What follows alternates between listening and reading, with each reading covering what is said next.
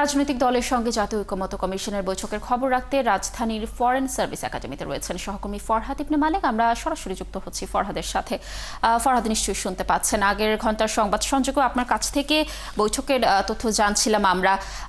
বৈঠকের জানাবেন যে কোনো রাজনৈতিক নেতাকে কোনো কিছু জানানো কিনা বৈঠকের বিষয়ে, এবং সেই সাথে আজকে মূলত বৈঠকের যে গুরুত্বপূর্ণ বিষয় জুলাইয়ের মধ্যে সনদ ঘোষণা, এই বিষয়ে আপনার কাছে কি তথ্য রয়েছে জানাবেন।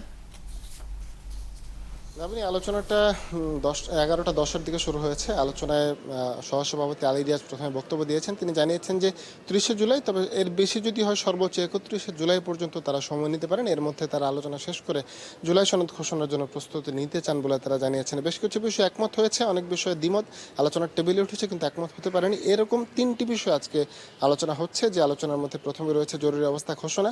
জরুরি অবস্থা ঘোষণা নিয়ে এর আগেও কথাবার্তা হয়েছে।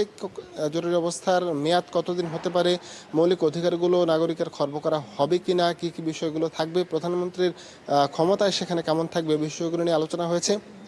তত্ত্বাবধায়ক সরকার ব্যবস্থা নিয়ে কমিশন নিজেই একটি প্রস্তাব দিয়েছে, কিভাবে তত্ত্বাবধায়ক সরকার গঠন করা হবে, কিভাবে প্রধান উপদেষ্টা নিয়োগ করা হবে বা সিলেকশন করা হবে। এক্ষেত্রে উচ্চকক্ষে একটি আলাদা কমিটি গঠন করা হবে। সেই কমিটি সার্চ কমিটির মতন করে কয়েকজনের নাম প্রস্তাব করবেন, সেখান থেকে একজন প্রধান উপদেষ্টা নির্বাচন করা হবে এবং প্রধান উপদেষ্টার অধীনে 15 জন উপদেষ্টা নিয়ে একটি উপদেষ্টা পরিষদ গঠন করা হবে বলে আমরা জানতে পেরেছি। এছাড়া প্রধান বিচারপতি নিয়োগের যেই প্রক্রিয়াটি রয়েছে, সেখানে বিভিন্ন রাজনৈতিক দল জ্যেষ্ঠ 2 জন বিচারপতির মধ্য থেকে একজনকে প্রধান বিচারপতি নিয়োগের জন্য প্রস্তাব দিয়েছিল। কয়েকটি দল একজনকে প্রধান বিচারপতি নিয়োগ করার জন্য আলাদা জ্যেষ্ঠতার ভিত্তিতে একজনকে প্রধান বিচারপতি নিয়োগ করার কথা বলেছেন। এই বিষয়গুলো নিয়ে আলোচনা হচ্ছে, তবে আলোচনাগুলো কতটুকু অগ্রগতি হয়েছে সে বিষয়গুলো জানতে হলে আমাদের অপেক্ষা করতে হবে। তবে আজকের মধ্যে 2-1টি বিষয়ে একমত হবার আশা প্রকাশ করছেন রাজনৈতিক দল এবং ঐকমত্য কমিশন সবাই। লাবণী।